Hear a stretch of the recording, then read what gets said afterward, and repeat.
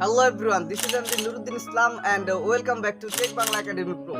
কেমন আছেন আপনারা সকলে? আশা করি আপনারা যে যেখানে আছেন অনেক অনেক ভালো আছেন। Redmi Note সিরিজের স্মার্টফোনগুলোকে আমাদের মাঝে বলা হয়ে থাকে লো বাজেট সেগমেন্টে বাংলাদেশের জাতীয় ফোন।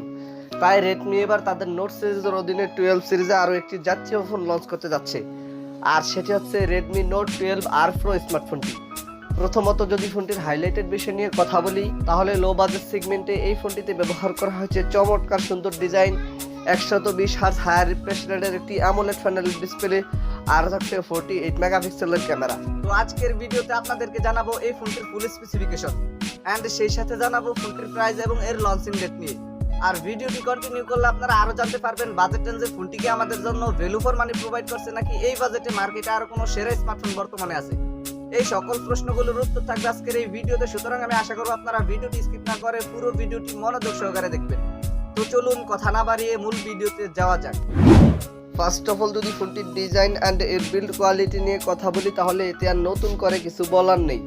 বরাবরের মতো আপনারা সকলেই জানেন Xiaomiর নোট সিরিজের স্মার্টফোনগুলোর ডিজাইন একদম অসাধারণ লেভেলের হয়ে থাকে।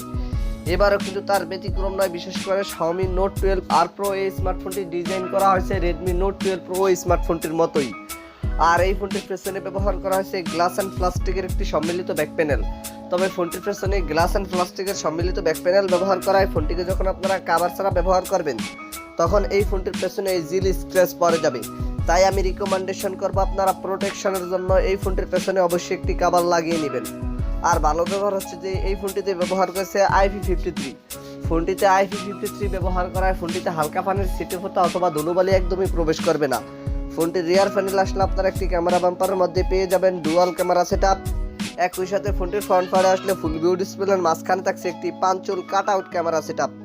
এই ফোনটিকে আপনারা ব্ল্যাক, হোয়াইট অ্যান্ড ব্লু এই তিনটি কালারই পেয়ে যাবেন। তো ফোনটির ডিজাইন নিয়ে বলতে গেলে পার্সোনালি এই ফোনটির ডিজাইন আমার কাছে অনেক ভালো লেগেছে। আপনাদের কাছে ফোনটির ডিজাইন কেমন লেগেছে কমেন্ট করে অবশ্যই জানাবেন।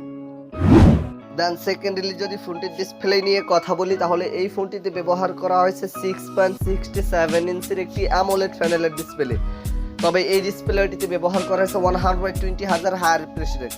আর ফোনটির এই ডিসপ্লেটিতে 120 হার্জ হায়ার রিফ্রেশ রেট ব্যবহার করায় গেমিং এর সময় ফোনটির ডিসপ্লে থেকে কিন্তু আপনারা একটি স্মুথ লেভেলের পারফরম্যান্স পেয়ে যাবেন। একই সাথে এই ডিসপ্লেটিতে থাকছে ফুল এইচডি প্লাস রেজুলেশন। আর ফোনটির ডিসপ্লেতে ফুল এইচডি প্লাস রেজুলেশন ব্যবহার করায় ফোনটির ডিসপ্লে দিয়ে যখন আপনারা কোনো ধরনের কন্টেন্ট ওয়াচিং করবেন তখন ফোনটির ডিসপ্লে থেকে কোনো ধরনের রেজুলেশন ঘাটতি ফেস করতে হবে না। আর এই ডিসপ্লেটিতে ব্যবহার করছে 395 ppi ডেনসিটি এবং এই ডিসপ্লেটিতে ব্যবহার করেছে 20:9 অ্যাসপেক্ট রেশিও। তো ফোনটির ডিসপ্লে নিয়ে আমার আর কোনো কথা বলার নেই। আপনাদের যদি ফোনটির ডিসপ্লে নিয়ে কোনো কথা বলার অথবা জানার থাকে তাহলে কমেন্ট বক্সে লিখতে পারেন। থার্ডলি যদি ফোনটির ক্যামেরা সেকশন নিয়ে কথা বলি তাহলে আমি কিন্তু ভিডিওর শুরুতেই বলে দিয়েছি এই ফোনটির রিয়ার প্যানেলে ব্যবহার করা হয়েছে ডুয়াল ক্যামেরা সেটআপ, যার মেইন সেন্সরটি হচ্ছে 48 মেগাপিক্সেলের। সেকেন্ডারিতে ব্যবহার করা হয়েছে 2 মেগাপিক্সেলের একটি ডেপথ সেন্সর ক্যামেরা। তবে ফোনটির রিয়ার ক্যামেরা সেকশনের 48 মেগাপিক্সেলের লেন্সটি দেখে আমি যতটাই খুশি হয়েছি এর চেয়েও বেশি আপসেট হয়েছে এটি দেখে যে ফোনটির রিয়ার প্যানেলে কোনো ধরনের আল্ট্রাওয়াইড সেন্সর ব্যবহার করা হয়নি। তবে এইরকম বাজেট সেগমেন্টের একটি ফোন অন্ততপক্ষে 2 মেগাপিক্সেল অথবা 8 মেগাপিক্সেলের একটি আল্ট্রাওয়াইড সেন্সর ব্যবহার করা অতীব জরুরি ছিল। আর ফোনটির সেলফি ক্যামেরাতে আসলে আপনার সেলফি ক্যামেরা হিসেবে এই ফোনটিতে পেয়ে যাচ্ছেন 8 মেগাপিক্সেলের একটি সেন্সর, যে সেন্সরটি দিয়ে আপনারা সর্বোচ্চ ভিডিও শুট করতে পারছেন 1080p 30 fps রেজুলেশনে। একই সাথে ফোনটির রিয়ার ক্যামেরা দিয়েও আপনারা সর্বোচ্চ ভিডিও শুট করতে পারছেন ফুল এইচডি প্লাস রেজুলেশন অর্থাৎ 1080p 30 fps রেজুলেশনে। ফোনটির পারফরম্যান্স নিয়ে কথা বলতে গেলে এই ফোনটিতে রান করবে MIUI 14 বেসড অন Android 13। তবে দুঃখের বিষয় হচ্ছে যে এই ফোনটিতে কিন্তু আপনারা কোনো ধরনের ম্যাক্রো এসডি কার্ড স্লট ব্যবহার করতে পারছেন না। যদিও এটি একটি লো বাজেট সেগমেন্টের স্মার্টফোন সেই হিসেবে ফোনটির স্টোরেজ ক্যাটাগরি অতটাও ভালো হবে না। ফোনটির স্টোরেজ ক্যাটাগরি মোটামুটি নিম্নমানের হয় এই ফোনটিতে একটি ম্যাক্রো এসডি কার্ড স্লটের অপশন দেওয়া অতীব জরুরি ছিল। তবে এই ফোনটিকে আপনারা 12GB র্যাম একই সাথে 256GB পর্যন্ত ইন্টারনাল স্টোরেজে পেয়ে যাচ্ছেন। এছাড়াও এই ফোনটিতে আপনারা স্টোরেজ টাইপ হিসেবে পেয়ে যাচ্ছেন UFS 2.2।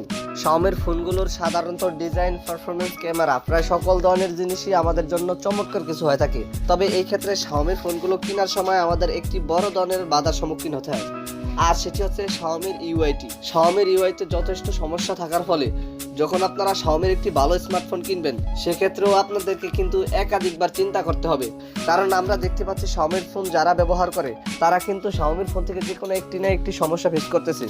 যেমন কারো আবার ডিসপ্লের সমস্যা, কারো হচ্ছে প্রসেসরের সমস্যা, একই সাথে অনেকে ফোনটিকে আপডেট দেওয়ার সময় ফোনটির ক্যামেরা ডেট হয়ে যায়।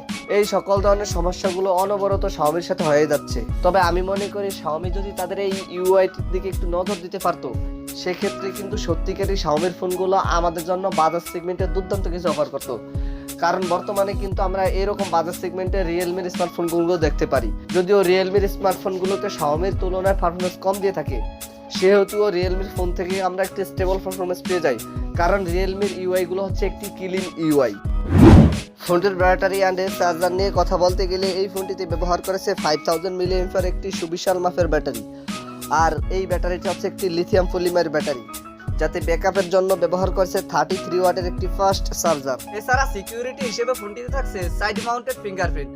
আর ফিচার হিসেবে ফোনটিতে থাকছে audio jack 3.5 Bluetooth 5.0, USB type C port 2.0, WiFi 100.11 NFC সহকারে থাকছে জিপিএস। ফোনটির প্রাইস নিয়ে কথা বলতে গেলে এই ফোনটির প্রাইস হতে পারে ইন্ডিয়ার মার্কেটে প্রায় 24 থেকে 25,000 রুপির কাছাকাছি। আর বাংলাদেশি মার্কেটে এই ফোনটি লঞ্চ হলে বাংলাদেশি মার্কেটে তখন ফোনটির প্রাইস প্রায় 30,000 টাকার আশেপাশে হয়ে যেতে পারে। তো এই ছিল আমাদের আজকের ভিডিও। আশা করি আপনাদেরকে এই ফোনটি সম্পর্কে মোটামুটি একটি ভালো ধারণা দিতে পেরেছি। এরপরে যদি আপনাদের কোনো সমস্যা থেকে থাকে তাহলে কমেন্ট বক্সে জানাতে পারেন, আমি চেষ্টা করবো আপনাদের কমেন্টে রিপ্লাই দেওয়ার জন্য। আর যদি মনে হয় ভিডিওটি থেকে একটু উপকৃত হয়েছেন তাহলে ভিডিওটিতে একটি লাইক দিয়ে দিবেন, ভিডিওটি বন্ধুদের মাঝে শেয়ার করে দিবেন। Anyway, thank you so much for watching this video. দেখা হচ্ছে খুব শীঘ্রই নতুন কোনো ভিডিওতে নতুন কিছু নিয়ে। টিল দেন টেক কেয়ার, আসসালামু আলাইকুম।